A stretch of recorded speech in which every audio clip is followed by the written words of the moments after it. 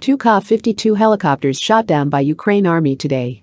According to Ukrainian Army, two Ka-52 helicopters shot down by air defense units in Ukraine. Besides shooting down two Ka-52 Alligator helicopters, a Su-34 fighter jet was also flying at low altitude. Ukrainian air defense units tried to shoot down Su-34 fighter jet, but failed to hit Su-34.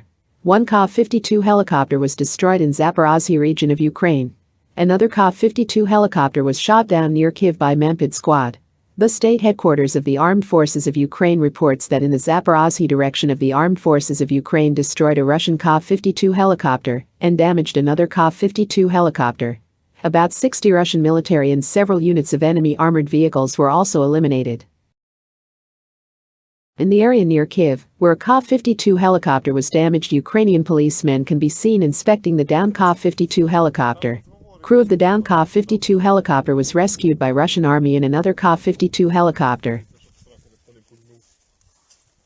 Ka-52 Harkiv B attack helicopter in apparent forced landing after suffering damage, reportedly northwest of Kiev. Joseph Dempsey, a research associate for defense and military analysis for the International Institute for Strategic Studies, wrote in his tweet that featured the video.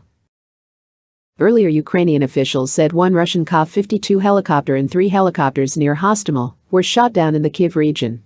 The video pans over the helicopter, and the person filming gets closer to the aircraft. There is nothing left. The Ka-52 helicopter is completely destroyed by Ukrainian Stinger missile.